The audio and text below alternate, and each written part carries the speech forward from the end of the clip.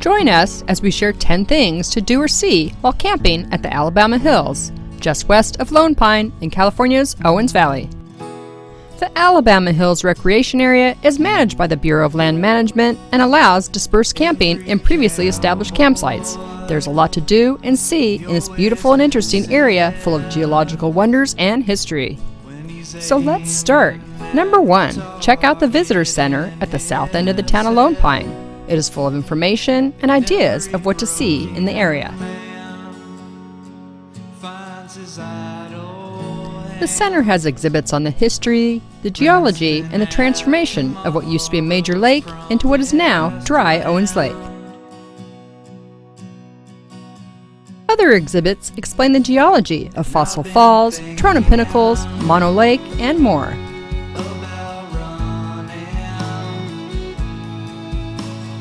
Number 2, spend a few hours at the historic and rather haunting Manzanar National Historic Site.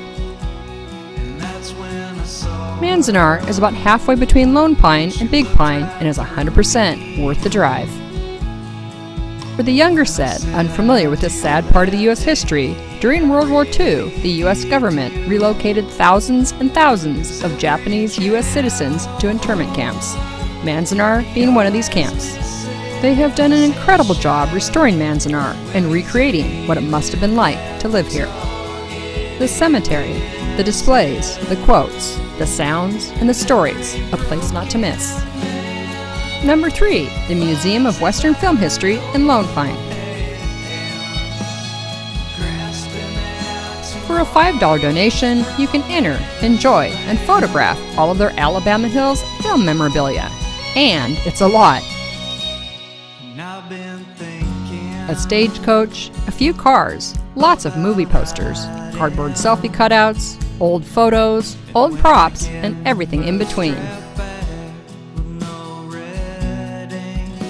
Loads of westerns, Star Wars, Tremors, How the West Was Won, Bonanza, The Lone Ranger, John Wayne, and Tom Mix.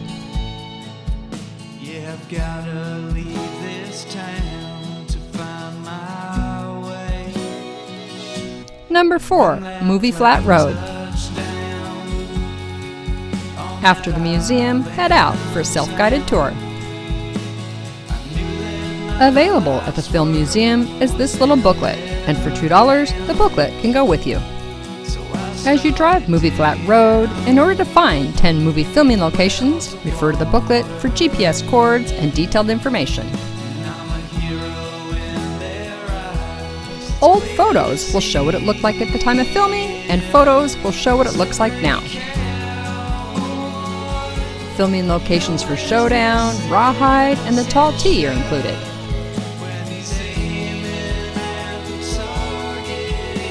One site included is the bridge site from Gunga Din, which again just happened to be our campsite.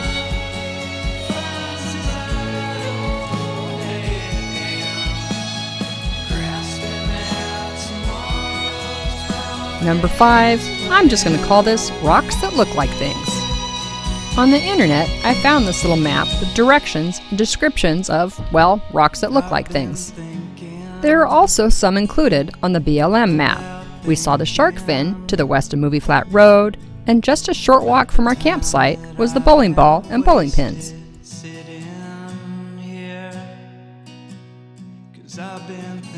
Number 6, go on a snow hunt. We really wanted to find some snow for Lexi to play in, so we tried 2 different roads up into the Eastern Sierras. The first one was the Onion Valley Road out of Independence, but we did run into a road closed sign well before any snow.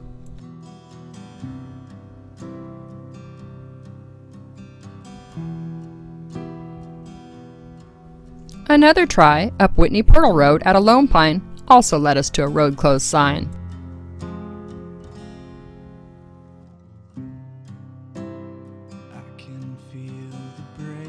But we did find a little snow and pick up a little bit for her to enjoy.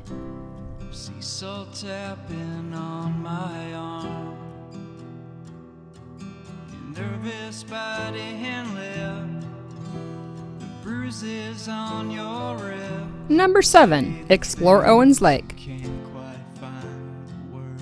On the northeast side, there's some old mine remains, a few small towns, some of which are on the verge of Ghost Township. There's wildlife to spot, 4 miles of walking trails with 3 trail areas, Plaza Trailhead, Boulder Creek Trailhead, and Dirty Socks Trailhead. You can take a drive around the lake and go take a soak in Dirty Socks Hot Springs. Yes, Dirty Socks Hot Springs. It's a warm springs around 90 degrees, which was once part of a county park, and now is a bit of an algae-covered concrete pool. And second thought, might be more of a bird-watching venue. Number 8, hike Mobius Arch Loop Trail.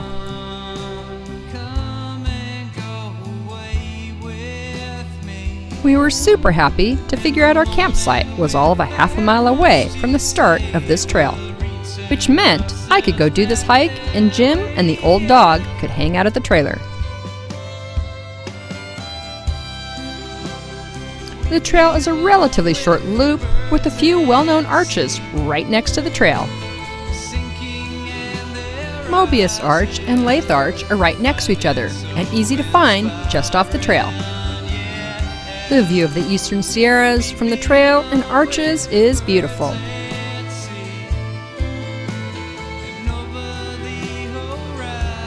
This is a smaller Lathe Arch.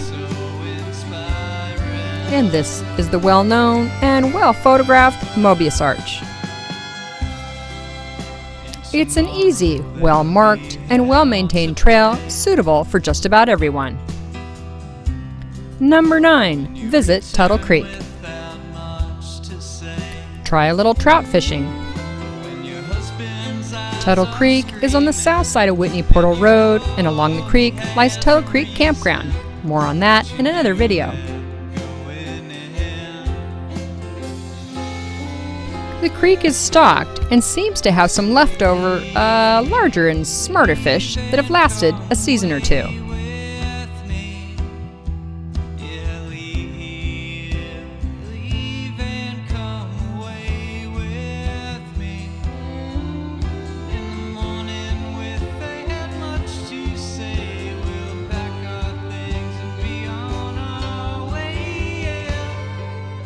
Or, if you're not into fishing or don't have opposable thumbs to hold a pole, maybe a little dip in the creek will do.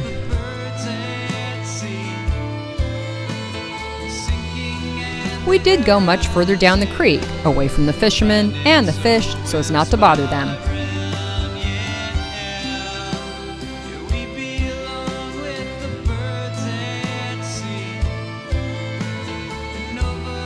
Number 10. Enjoy and savor the sunrises, sunsets, and stars. Some of the most beautiful lighting on the rocks, hills, and snowy Sierras is at daybreak and as the sun is setting.